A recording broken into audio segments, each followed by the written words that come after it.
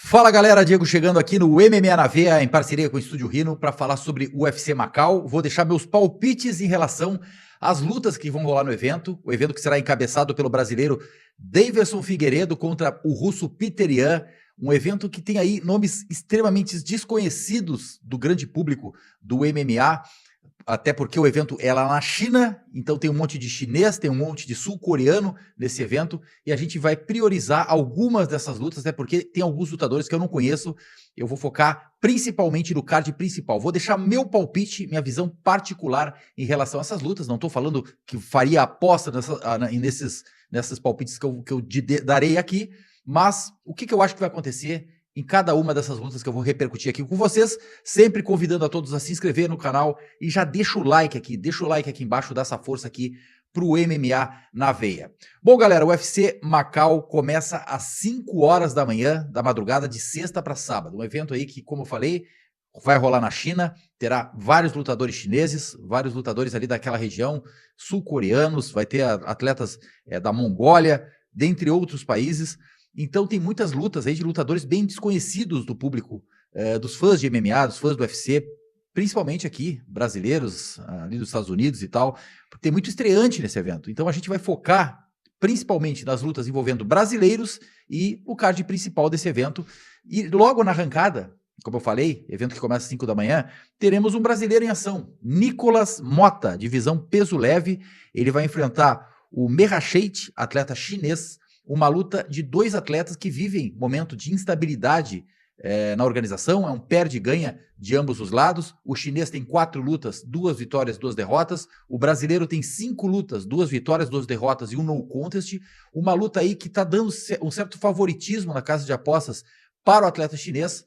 Entretanto, analisando o desempenho, a performance dos dois atletas, eu vejo possibilidades boas do Nicolas Motta vencer esse duelo. É uma luta difícil, uma luta equilibrada, até pelo estilo dos dois lutadores que têm predileção pela trocação, vão sair na mão, vão trocar golpes em pé ali, mas o Nicolas Motta também tem uma qualidade de botar a luta para baixo em alguns momentos, apesar de priorizar sempre o nocaute. É um cara que tem muitos nocautes da sua carreira, e por conta também de ser um azarão nesse confronto, eu vejo aqui que está sendo dado esse azarão para o Nicolas Motta pelo fator local, né? O evento na China, o chinês vai estar em casa, vai estar adaptado a todas as circunstâncias que circulam, que estão ao redor desse combate. O brasileiro vai ter que fazer um deslocamento longo, vai ter que se adaptar ao fuso horário, vai ter que se adaptar à alimentação, certamente um camp feito com uma viagem longa no meio desse trabalho todo. Então isso tudo pesa muito contra lutadores que lutam em um país como a China, né? Neste caso, muitas coisas pesam em favor do chinês, mas a qualidade técnica, o potencial e a contundência nos golpes, o poder de nocaute estão do lado do brasileiro Nicolas Motta. Por isso eu vou no azarão nessa luta, entendo que o Nicolas Motta tem jogo para vencer e conseguir sua terceira vitória dentro da organização, que será fundamental para a sequência dele e da confiança dele dentro do UFC. Depois, como eu falei, vem várias lutas aí envolvendo atletas da China, atletas da Coreia do Sul, muitas lutas de atletas desconhecidos do público. Então já vou pular lá para o card principal, e no card principal a gente vai ter o encontro de dois atletas que estão numa crescente na divisão dos meio pesados. Estou falando do Volkan Ozdemir, atleta suíço, que vai enfrentar o Carlos Ulberg, número 10 da divisão dos meio pesados, atleta da Nova Zelândia, atleta que treina junto com o Israel Adesanya, que treina com o Alexander Volkanovski, um cara que tem ali uma equipe muito sólida de grandes talentos em torno dele. O Ozdemir é um cara que tem predileção também pela trocação, o negócio dele é sair na mão, é um cara bem técnico, um cara bem esperto, mas ele não tem muita velocidade, né? Ele coloca golpes contundentes, não tem grande volume de jogo. Em contrapartida, o Carlos Ulberg já é aquele cara mais explosivo, é um cara que joga mais intensidade, velocidade, explosão, e por conta disso, eu vejo uma luta bem equilibrada, vejo vantagem, o favoritismo para o Carlos Ulberg, mas eu tenho como ideia de que essa luta aqui, pela característica dos dois lutadores, vai ser resolvido pela via rápida, vai ser resolvida no nocaute. Não acredito que essa luta vai chegar nas mãos dos juízes. Meu palpite para esse duelo é que a luta não chega nas mãos dos juízes, será resolvida por nocaute, seja pelo suíço, seja pelo atleta da Nova Zelândia. Porém, se eu tivesse que indicar um dos nomes para vencer esse confronto, seria do Carlos Ulberg, que vive grande fase, vem de 7 vitórias consecutivas no UFC, enquanto o Volkan Ozdemir já teve lá no topo dessa divisão, teve altos e baixos, apesar de vir de 2 vitórias consecutivas, ele atualmente está no posto de número 8, enquanto o atleta da Nova Zelândia está no posto de número 10, é aquela possibilidade grande para Carlos Ulberg vencer o duelo e avançar no ranking da divisão. Meu palpite, então, é que a luta não chega nas mãos dos juízes, porém, se eu tivesse que indicar um vencedor, seria Carlos Ulberg. Na luta seguinte, tem Brasil no octógono, Gabriela Fernandes, 3 lutas do UFC, 2 derrotas, 1 vitória, vai enfrentar a Wang Kong, uma atleta chinesa que tem o cartel perfeito, 6 lutas, 6 vitórias, uma atleta muito dura, muito consistente, tem um volume de jogo muito intenso, é a característica dos lutadores da China, né? Intensidade, volume de jogo.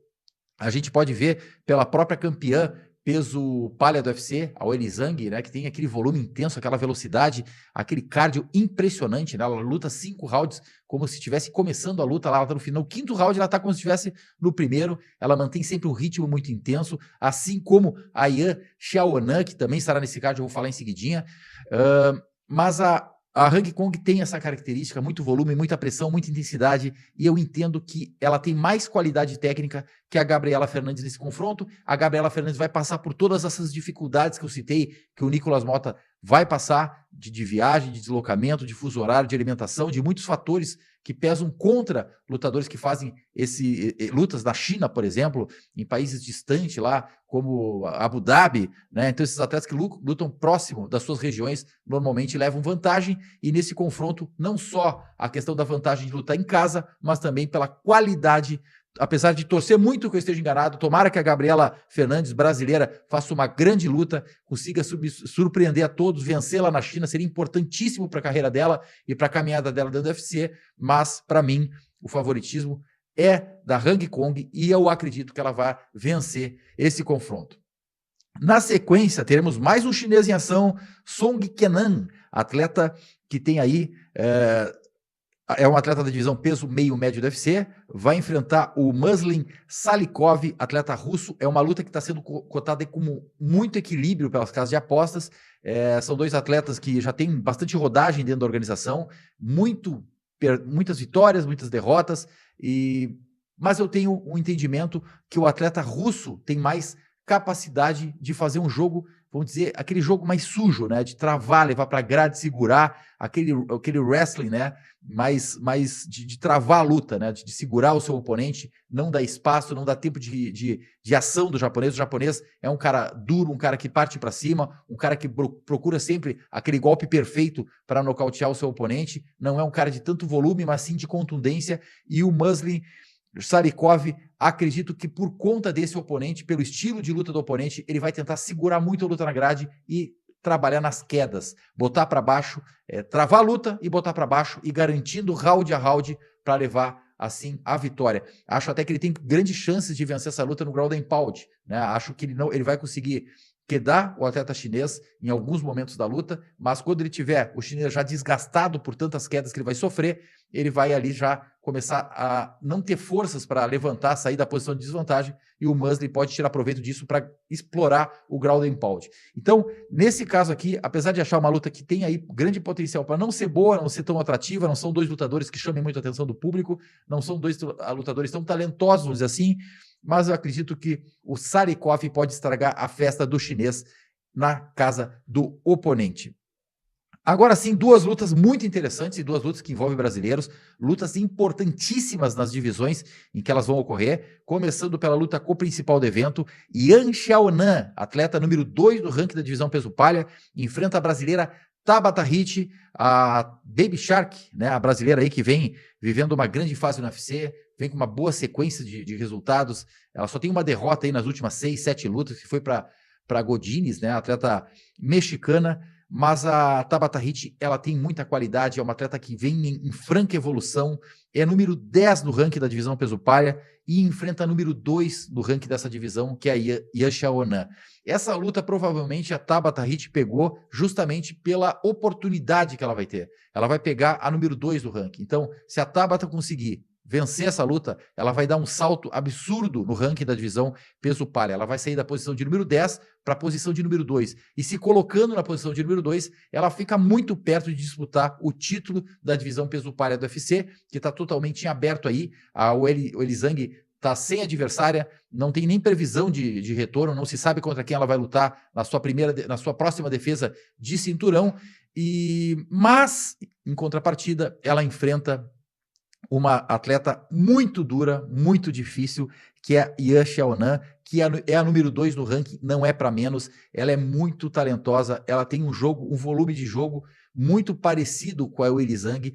Tanto é que a última luta da Weili Zhang foi justamente contra a Yan Xiaonan e foi uma verdadeira guerra. As lutadoras se entregaram durante 5 rounds, de muita intensidade, de muitas variações, de muitas reviravoltas. Parecia inicialmente que a Weili Zhang ia conseguir um domínio absurdo sobre a Yan Xiaonan, mas a Yan conseguiu reverter o cenário, se aproximou até de vencer a luta, esteve próximo da vitória, mas no round final ali, a Weili Zhang conseguiu, na base da experiência, resolver o duelo e garantiu o round final, que deu a ela a vitória na decisão dos juízes, mas a Yan Xiaonan conseguiu trilhar um caminho de muitas vitórias, de grandes batalhas, de grandes guerras aí dentro do octógono. E como eu falei, é uma atleta muito intensa, de muita velocidade, de muita intensidade, de muito volume de jogo, de muita contundência dos golpes. Por isso, eu vejo o caminho da Tabata Rich muito complicado para ela vencer essa luta. Como eu falei, torcida pela brasileira, óbvio, vou torcer muito para a Tabata vencer, calar minha boca aqui e conseguir uma vitória importante e pular para o número 2 do ranking da divisão peso palha.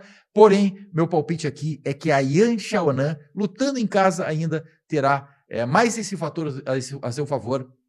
Por isso eu acredito que a Yan vá vencer o duelo da luta co-principal do UFC, Macau, na China. E na luta principal, 2 caras que são ex-campeões. Peter Yan, o russo, número 3 da divisão peso galo, contra o número 5, Daverson Figueiredo, brasileiro, ex-campeão da divisão de baixo, divisão peso mosca, construiu toda a sua caminhada dentro da divisão peso mosca, chegou ao título da divisão, fez 4 lutas com o Brandon Moreno, 4 guerras, venceu sobre o Brandon Moreno, conquistou o cinturão da divisão mais de uma vez, né? Porque ele acabou vencendo o Brandon Moreno, empatando com o Brandon Moreno na primeira luta, ficou com o cinturão, depois ele perdeu para o Brandon Moreno, depois ele recuperou o cinturão sobre o Brandon Moreno, depois ele perdeu para o Brandon Moreno, e quando ele perdeu o cinturão, ele decidiu subir para a divisão peso galo e na divisão peso galo, ele mudou completamente seu estilo, né? Aquele lutador que partia para cima, que estava sempre buscando nocaute, que estava sempre botando pressão na luta agarrada. Hoje ele é um atleta bem mais estratégico, na cautela, controlando a distância, analisando seus oponentes,